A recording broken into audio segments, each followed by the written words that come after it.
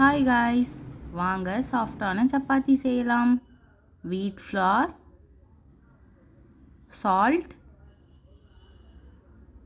ஒரு பாத்திரத்தில் வீட் ஃப்ளார், சால்ட், அப்புறம் ஹாட் வாட்டர் போட்டு நல்லா பிளெண்ட் ஆகிற மாதிரி மிக்ஸ் பண்ணுங்கள்.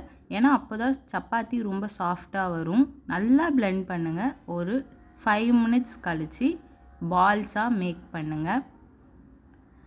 அதுக்கப்புறம் கையில் எண்ணெய் உங்களுக்கு வேணும்னா அப்ளை பண்ணிக்கிட்டு திருப்பி அந்த பாலை ரவுண்ட் பண்ணிவிட்டு நீங்கள் அதை சப்பாத்தி ப்ரெஷர் வச்சு ப்ரெஸ் பண்ணிங்க அப்படின்னா ரொம்ப சாஃப்டாக வரும். அது ஒட்டக்கூட ஒட்டாது. நீங்கள் மாவெல்லாம் யூஸ் பண்ணாதீங்க. மாவு யூஸ் பண்ணி நீங்கள் செஞ்சீங்க அப்படின்னா சப்பாத்தி மேலே ஒயிட்டாக வந்துடும்.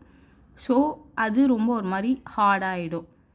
எப்பயுமே சப்பாத்தி செய்யும்போது அது மேலே மாவு மட்டும் யூஸ் பண்ணாதீங்க. அதுக்கு பதிலாக நீங்கள் ஆயில் கூட யூஸ் பண்ணிக்கலாம். பாருங்கள் எவ்வளோ சாஃப்டாக இருக்குது அப்படின்னு சொல்லிட்டு. நெக்ஸ்ட்டு ஒரு பேன் பற்ற வச்சுட்டு அது காஞ்சதுக்கப்புறம் சப்பாத்தியை போட்டு எடுத்தீங்க அப்படின்னா ரொம்ப சாஃப்டான சப்பாத்தி ரெடி ஆகிடும். இது கூட நீங்கள் தக்காளி தொக்கு, அப்படி இல்லைன்னா kurma, chicken gravy, egg gravy இதெல்லாம் வச்சு சாப்பிட்டீங்க அப்படின்னா நிறைய சப்பாத்தி சாப்பிடுவாங்க. இந்த மாதிரி செஞ்சு பாருங்கள். சாஃப்டான சப்பாத்தி கண்டிப்பாக உங்கள் வீட்டில் வரும். Hope you guys are like this video. Thanks for watching.